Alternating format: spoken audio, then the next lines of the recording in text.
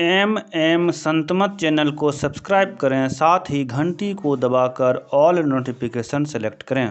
आप सभी से आग्रह है कि सत्संग को पूरा अंतिम तक देखें। श्री सद्गुरु महाराज की जय।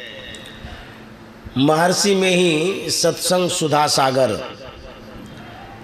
संत सद्गुरु महर्षि में ही परमहंस जी महाराज का यह प्रवचन नेपाल राज्यांतर्गत मोरंग जिला के ग्राम राजाबासा में स्वर्गीय तेजूदास जी के निवास स्थान पर दिनांक 12 मार्च 1954 ईस्वी को हुआ था। प्रवचन नंबर 66। चित्त वृत्ति का निरोध करना योग है। बंदो गुरुपद कंज कृपा सिंधु नर रूप हरि महामोहतम पुंज जासु बचन रवि कर निकर। धर्मानुरागिनी प्यारी जनता, ज्ञान का पूरक योग है और योग का पूरक ज्ञान। योग का अर्थ है मिलना और ज्ञान का अर्थ है जानना। बिना कुछ जाने मिले तो किससे। ज्ञान भी दो तरह के होते हैं। एक वह ज्ञान है जिससे जानते हैं लेकिन पहचानते नहीं हैं। दूसरा ज्ञान वह है जिससे हम जानते हैं और पहचानते दोनों हैं। जाना किंतु पहचाना नहीं, यह अधूरा ज्ञान है। और जानकर पहचानने पर पूरा ज्ञान होता है। बिना मिलन के भी पूरा ज्ञान नहीं होता, पूरी पहचान भी नहीं होती। इसलिए ज्ञान और योग दोनों की आवश्यकता है। योग जैसे जैसे बढ़ेगा वैसे वैसे ज्ञान भी बढ़ेगा। बढ़ते बढ़ते योग भी बढ़ेगा और ज्ञान भी बढ़ेगा। चित्त वृत्ति का निरोध करना योग है। यदि कोई कहे तो कहना चाहिए कि चित्त की धाराएं एक नहीं होने से निरोध कैसे हो सकता है। चित्त वृत्ति के एकत्र होने से ही निरोध होगा। तब प्रश्न होगा कि ज्ञान और योग तो हुआ लेकिन भक्ति तो नहीं हुई। तो कहो कि भक्ति का अर्थ है सेवा। प्रणाम करना भी सेवा है। प्रणाम करने से आदर होता है। आदर होने से उसके दिल में प्रसन्नता होती है। यह जीवित प्राणी के लिए है। जो जीवित प्राणी नहीं है उसके लिए क्या सेवा है। जैसे औषधि सेवन है। औषधि को खा जाते हैं, शरीर में लगाते हैं अथवा सूंघते हैं, यह भी सेवा है। जिससे जैसा काम लेना चाहिए वैसा लेना सेवा है। जैसे गंगा सेवन, गंगा में स्नान करते हैं, वायु में टहलते हैं, गंगा का जल पीते हैं। गंगा जल जड़ पदार्थ है। जड़ ज्ञानहीन पदार्थ को कहते हैं। जैसे एक कागज का फूल है, इसको ज्ञान नहीं है, यह जड़ है। यह शरीर भी जड़ है किंतु इसमें चेतन है। जैसे लोहे को अग्नि में तपा देने से वह लाल हो जाता है, अग्नि का रूप हो जाता है और अग्नि का काम करता है। किंतु उसको आग से थोड़ी देर अलग रख दो तो उससे लाली निकल जाती है और वह ठंडा पड़ जाता है। फिर उससे अग्नि का काम नहीं होता। उसी तरह इस शरीर में जब तक चेतन है तब तक यह चेतन सा काम करता है। मुर्दा शरीर में से चेतन निकल जाता है तब वह जड़ का जड़ हो जाता है। तो यह जड़ और चेतन पर कहा। अब सेवा पर आते हैं। जैसे गंगा की सेवा गंगा जल जड़ है, उसको ज्ञान नहीं है, उसको पीते हैं, उसमें स्नान करते हैं, यह भी सेवा है। सेवा किसकी करोगे? यदि ज्ञान नहीं हो तो मिलोगे किससे? ईश्वर की सेवा करोगे, भक्ति करोगे। यदि ईश्वर के संबंध में जानो नहीं तो उससे कैसे मिलोगे? इसलिए ज्ञान और योग करने से भक्ति भी हो जाती है। भक्ति या सेवा को लोग इस तरह समझते हैं, शिव, राम, कृष्ण, देवी आदि किसी की मूर्ति को बनाकर पूजना भक्ति या सेवा है। शिवलिंग में हाथ पैर नाक कुछ भी नहीं है, किंतु इस रूप को शिव मानकर पूजते हैं। किंतु पूजन इतना ही है कि और भी है।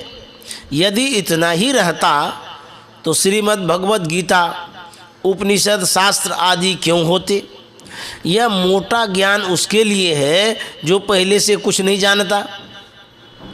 यह ईश्वरकृत शरीर भी जड़ है। एक पत्थर लो और अपनी देह देखो, दोनों में मेल किसका विशेष है? दोनों ईश्वरकृत हैं। शरीर की इज्जत पत्थर से विशेष है। हीरा, लाल, मोती आदि भी मनुष्य से कम नहीं है, फिर भी मनुष्य देह जड़ है। तब और जो पत्थर है उसका क्या मूल्य है? गुरु यदि गोरु हो तो उसकी सेवा से क्या लाभ होगा? ईश्वर को जानना है तो यदि इतना ही जाने कि शालिग्राम ही ईश्वर है, तो इतने से काम नहीं चलेगा।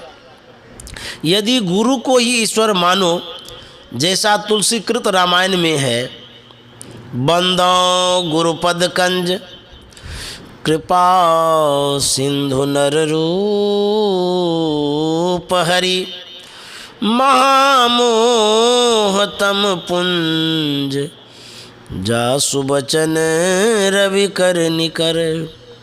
वाल्मीकि जी ने भी श्री राम से कहा था, तुम ते अधिक गुरु ही जिय जानी,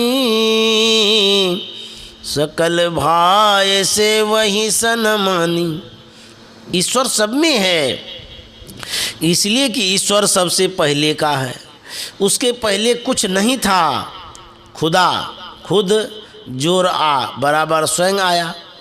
इसी का जोड़ा हम लोगों के यहाँ स्वयंभू शब्द है, किंतु यह शब्द भी कमज़ोर है। जो पहले से है वह छोटा नहीं हो सकता, या बड़ा भी हो तो परिमाण सहित, आदि अंत सहित, चाहे करोड़ों योजन लंबा चौड़ा हो, अनादि अनंत से छोटा ही है। यदि कहा जाए कि सबसे पहले का सीमा वाला पदार्थ था, तो प्रश्न होगा कि उसकी सीमा के पार में क्या था? सीमा वाला मान लेने पर ईश्वर सबसे पहले का सिद्ध नहीं होता है। गोस्वामी तुलसीदास जी ने कहा है, व्यापक व्याप्य अखंड अनंता, अखिल यमोघ शक्ति भगवंता। जो पहले का होगा उसकी सीमा नहीं होगी और वह सब में होगा। इसीलिए कबीर साहब ने कहा है, सब में सब ही ते न्यारा, जीव जंतु जल थल सब ही में, शब्द व्यापत बोलन हारा। शालिग्राम श्री राम या गुरु की मूर्ति को जो बताया गया है वह तो इसलिए कि तुम कुछ नहीं जानते हो, तो उनमें मन लगाने के लिए बताया। यदि कहो कि ईश्वर से मिलकर क्या होगा, तो देखो यहाँ पर आराम नहीं है, बेचैनी लगी रहती है, चाहे राजा हो या कुछ बने रहो। अंग्रेज हम लोगों के यहाँ से भाग गया, वह यहाँ था तब उसको बेचैनी थी, इसको छोड़कर भाग गया तो भी बेचैनी है। सोच कर देखिए, आपकी एक कट्ठा ज़मीन कोई ले लेता है तो आपका कैसा मन होता है। जिसके हाथ से सारा भारतवर्ष छूट गया उसका मन कैसा होता होगा। इसलिए संसार में शांति चैन कहीं नहीं है। चाहे कुछ बन जाओ, सूर्य चंद्र तारे आदि सभी देश काल से घिरे हैं। देश काल के अंदर रहोगे तो बेचैनी में और दुख में रहोगे। इंद्र ब्रह्मा शिव आदि सबके सब बेचैन रहते हैं। इसलिए देश काल से जो परे है उससे मिलो, यही योग है। इसी योग का अर्थ भक्ति है। परमात्मा से मिलने के लिए कोशिश करो, यही भक्ति है। मोटी बातों से भक्ति का आरंभ है। भक्ति का जहाँ अंत है वहाँ परमात्मा दर्शन है। इस भक्ति में ईश्वर के पास जाना है, ईश्वर को बुलाना नहीं है। यदि कोई कहे कि ईश्वर को सर्वव्यापी मानते हो तो उसको यहाँ क्यों नहीं पकड़ते, तो उत्तर में कहेंगे कि जानने पहचानने के लिए हमारे पास पंच ज्ञानेंद्रियाँ हैं, ये मोटी मोटी हैं, किंतु ईश्वर जीने से जीना है। उसको इन मोटी इंद्रियों से कैसे पकड़ सकेंगे। इसलिए वहाँ जाना है जहाँ सब शरीरों और सब इंद्रियों से छूट जाएं, तब ईश्वर का दर्शन होगा। श्री सद्गुरु महाराज की जय।